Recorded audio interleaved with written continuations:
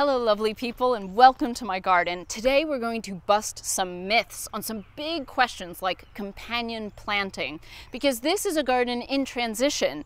I have crops that I grew from seed before my last frost and summer seedlings that I've just put in. So lots to talk about. We're gonna start in the back and work our way forward. Come on.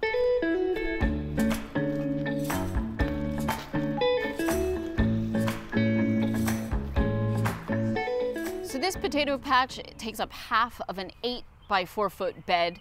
It was started with just 5 potatoes, all bought from the shops, organic new potato varieties, and I've got some really gorgeous healthy plants right now.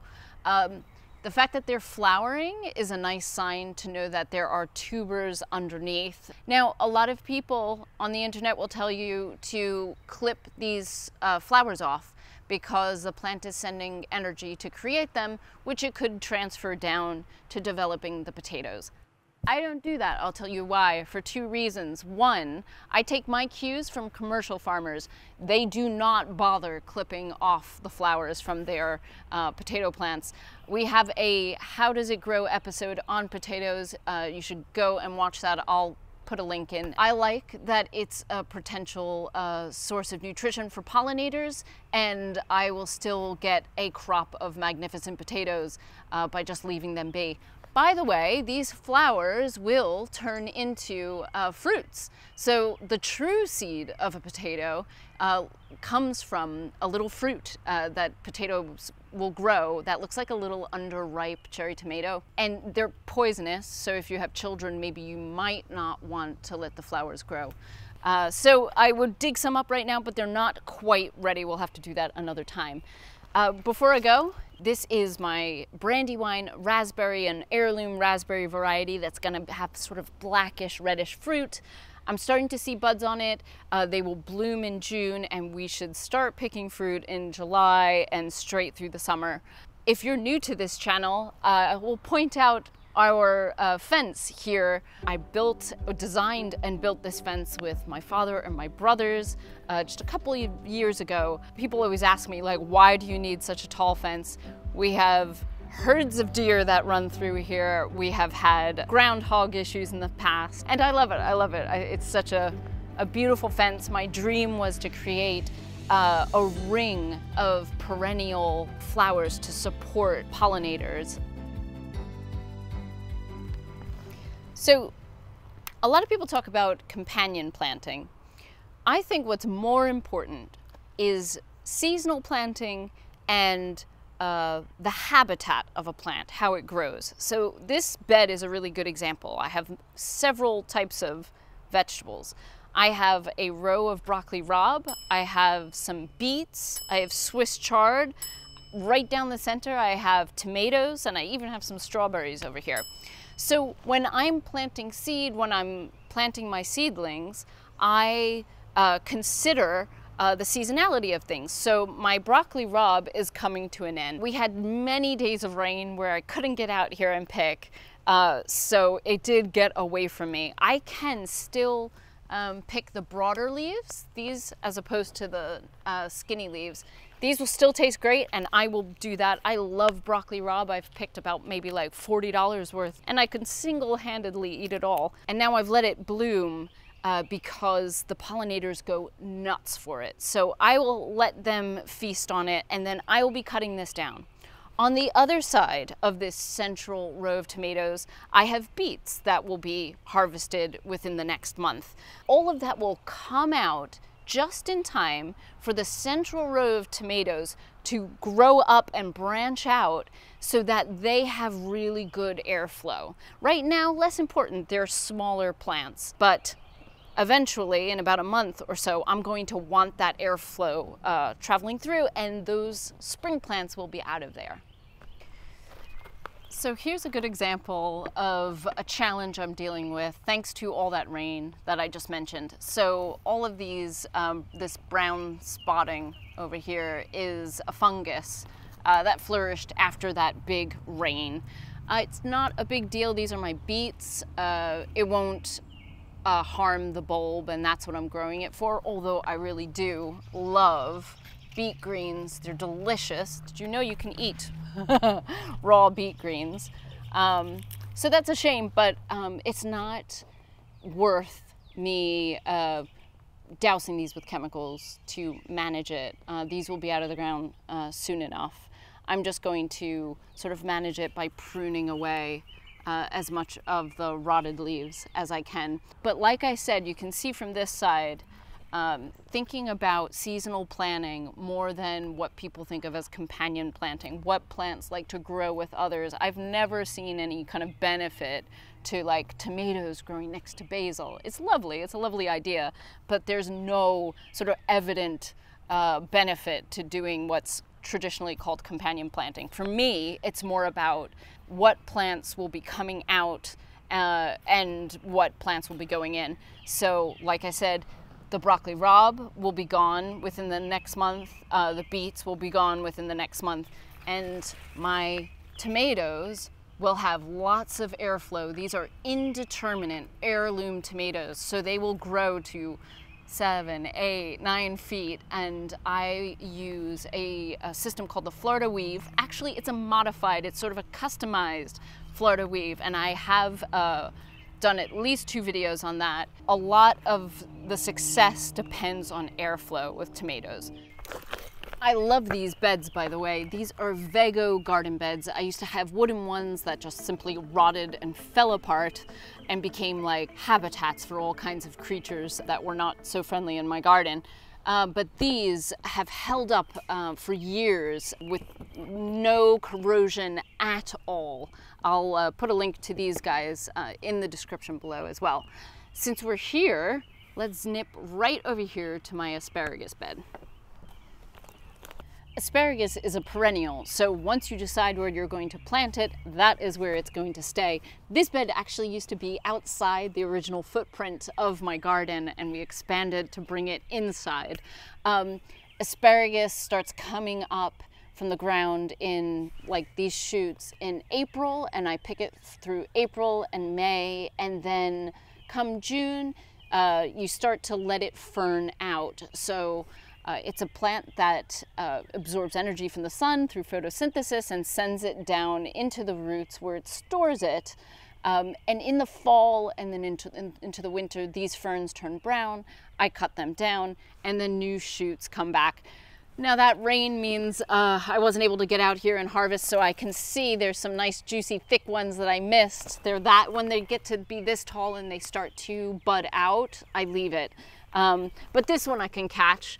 I have my special asparagus tool, and the idea is to cut just below the soil line. I can trim it like that. Juicy. And fresh asparagus has a sweetness that store-bought asparagus just doesn't have. It's like the one crop that I wish everybody can grow, because it's really kind of mind-blowing when you grow your own asparagus. I'll cut one more.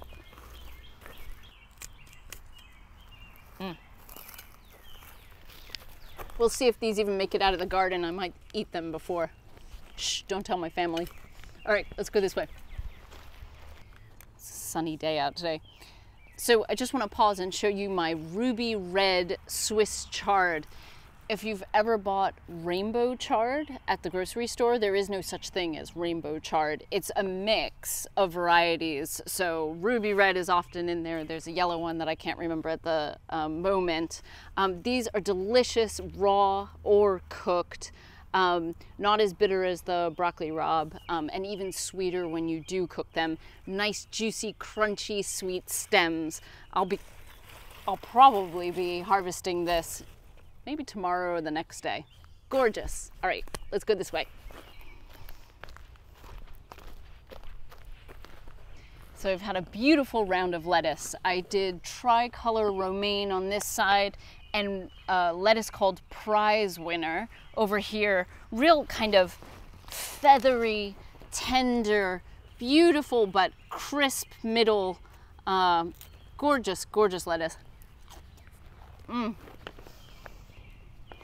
So again, I planted this bed with the tomatoes in mind, knowing that when they got to about this height, this will have all bolted and I'll be pulling them out. I can even see that the lettuce is starting to develop stems, and that means it's going to be bolting. When it bolts, it sends up flower shoots and the leaves turn bitter.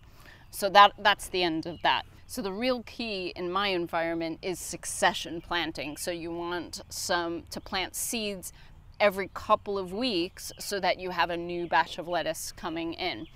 Now, one thing that I'm going to be looking to do right now on my tomatoes is to make sure that the bottommost leaves are pruned off.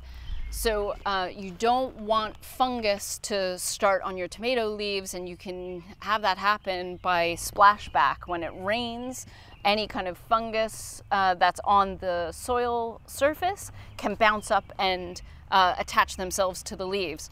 So what I want to do is make sure that the bottom 2, 3, 4 inches are clear of leaves.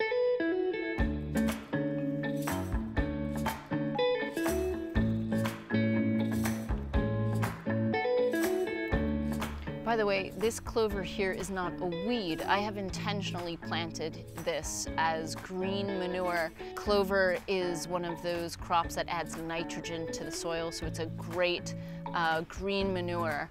Also, if you're wondering why I have these little shards of eggshell, this was, I put some compost down from my compost bin, and a lot of these shells are still decomposing, but that's fine. That'll be calcium for the soil eventually.